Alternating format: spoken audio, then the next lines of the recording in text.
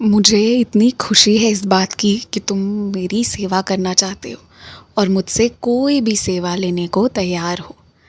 मैं तुम्हें ऐसी सेवा दूंगा जिसमें तुम मेरे भक्तों को मेरी सच्चरित्र पढ़ने के लिए प्रेरित करोगे।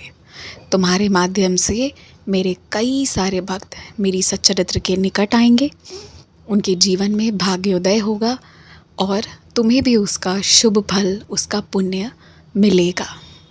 तुम सेवा करना चाहते हो तो मैं तुम्हें बहुत प्यारी सेवाएं दूंगा, क्योंकि मैं ये अच्छे से जानता हूँ और कुछ हो ना हो पर तुम मेरे काम बहुत ईमानदारी से करते हो और हमेशा करोगे। अपनी मासी का, अपने मामा का, अपने चाचा चाची का, किसी का भी बोला हुआ कोई भी बात दिल से मत लगाओ, फिर चाहे उन्होंने जानबूझकर ही क्यों ना कहा।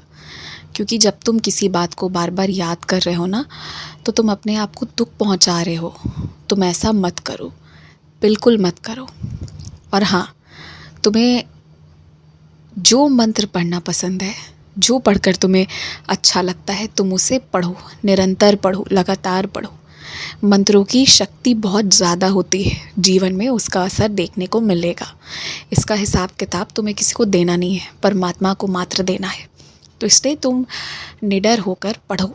जो चीज़ें तुम्हारे लिए उचित होंगी, तुम उस उद्देश्य तक पूर्णता पहुँचोगे, और जो चीज़ें उचित नहीं होंगी, वहाँ खुद ब खुद विराम लग जाएगा, जो तुम खुद समझ जाओगे आने वाले समय में।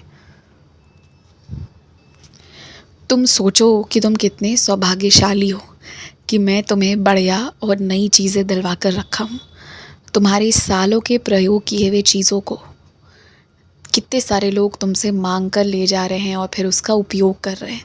तुम इसी से अंदाज़ा लगाओ तुम कितनी सौभाग्यशाली हो। तुम्हारे सालों का पुराना उपयोग किया गया पंखा कोई अपने घर खुशी से ले जा रहा है।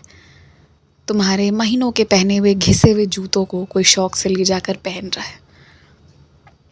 तुम्हारे पुराने कपड़े को कोई अच्छे से धोकर साफ करके शौक़ से पहन रहा है।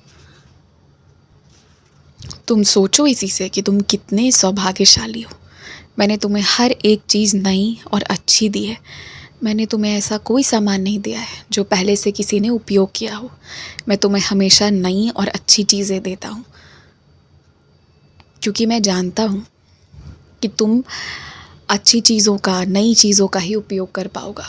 किसी की उपयोग की हुई चीज़ों को तुम प्रयोग नहीं कर पाओगे, मुझे ये पता है।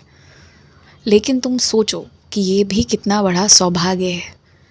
तुम जैसा चाहते हो तुम्हें सब कुछ वैसा मिलता है। तो मैं तुमसे कुल मिलाकर ये कहना चाहता हूँ ना, कि अभी जैसे ग्रीष्म ऋतु है, आसपास सभी पेड़ पौधे, मनुष्य सभी परेशान हैं मौसम की वजह से। तो उस अनुसार ही ना तुम कुछ ऐसा दान करो या तुम कुछ ऐसा बढ़िया काम कर जाओ जो जन कल्याण के काम आए।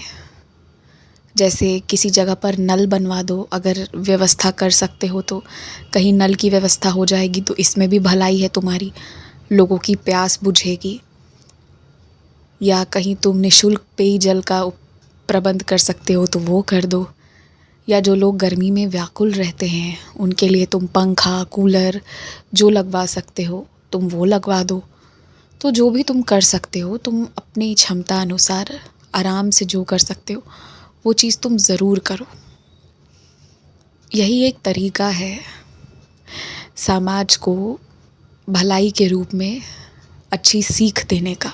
क्योंकि तुम जितनों के जीवन में अच्छा करोगे ना, वो लोग भी कोशिश करेंगे कि आगे वो अच्छाई बरकरार रखें अपनी हैसियत अनुसार। अगर उन्हें 4 रोटी मिलेगी ना, तो वो 2 रोटी खाएंगे, 2 रोटी किसी भूखे को खिलाएंगे।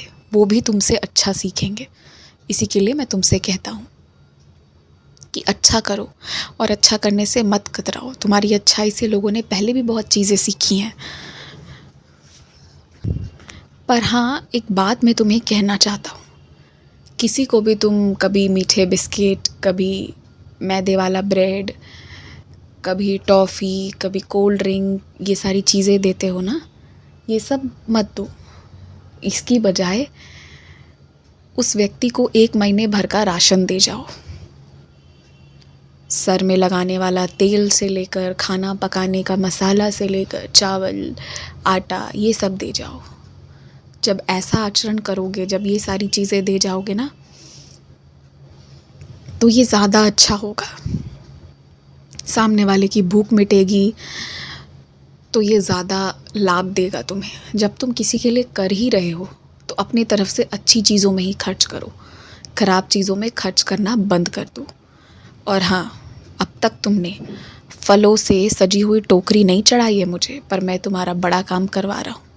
काम हो जाए फिर मेरी फलों की टोकरी लेकर आना, मुझे इंतज़ार रहेगा फलों की टोकरी का। ये बात याद रखना। खूब खुश रहो, आयुष्मान भवा।